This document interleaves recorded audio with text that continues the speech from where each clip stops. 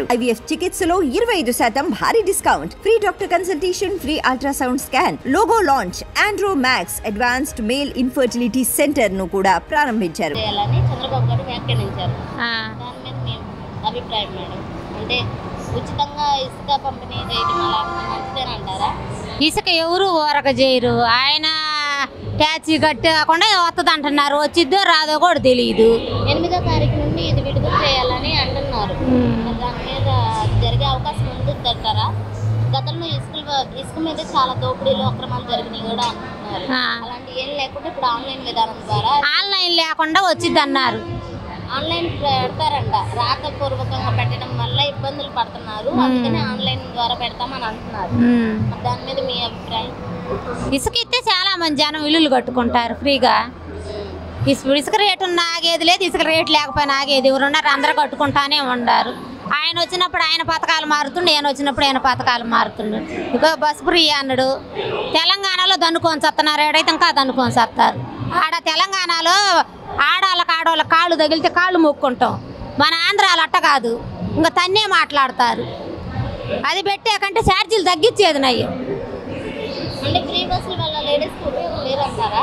Ladies ఉపయోగం ఉంటుందమ్మా, ఉపయోగం ఉండదని కాదు. ఇప్పుడు అంత తెలంగాణలోనే మనం ఒకరికొకరు కాళ్ళు తగిలితే దండం పెట్టుకుంటాం, ఇట్లా కాళ్ళు మొక్కుంటాం. ఏడేందంటే ఇంకా రవిడీ ఈజం ఇక్కడ ఎక్కువ మనకు ఆంధ్రాలో. ఏంటంటే ఇంకా ఆడవాళ్ళు తన్నుకొని సాగటం తప్పితే ఏమీ ఉండదు. ఇప్పుడు మీకు సూపర్ 6 అని 3 సిలిండర్లు కానీ అవన్నీ పథకాలు, కొన్ని పథకాలు అనేవి ప్రత్యేకం పెడుతున్నారు కదా మేడం, దాని మీద మీ అభిప్రాయం?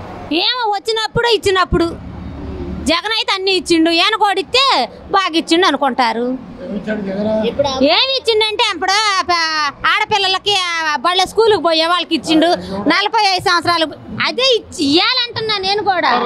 అన్నప్పుడు ఆయన కోరికలు తీసినప్పుడు ఆయన కోరిక తీరిస్తే అప్పుడు ఇచ్చిండు అనుకుంటాం ఎవరైనా. ఇప్పుడు అమరావతి కూడా పూర్తి చేస్తామంటున్నారు కదా మేడం, దాని మీద మీ అభిప్రాయం? ఇప్పుడు ఫస్ట్ చంద్రబాబు నాయుడు కూడా పూర్తి చేస్తానండు, ఆయన చేయలేదు. జగన్ పూర్తి చేస్తానండు, చేయలేదు. ఇప్పుడు మళ్ళీ చంద్రబాబు నాయుడు వచ్చిండు, చేస్తే అందరికీ మంచిదే. మంచిది లేకుండా ఎవరికి ఉంటుంది?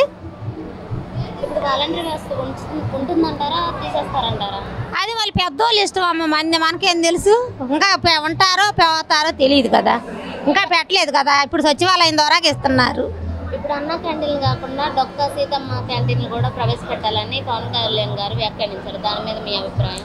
అన్న క్యాంటీన్ అయినా ఏ క్యాంటీన్ అయినా జనాలకు ప్రజలకు అన్నం పెడితే మంచిదేగా, అదేం పాపమైన పని కాదుగా. వాటి వల్ల ఉపయోగం ఉందంటారా? ఇప్పుడు అన్నం పెడితే ఎవరికైనా ఉపయోగం ఉంటుంది. లేని వాళ్ళు ఉంటారు, ఉండోళ్ళు కూడా ఒక్కోసారి తినే పరిస్థితి ఉండదు.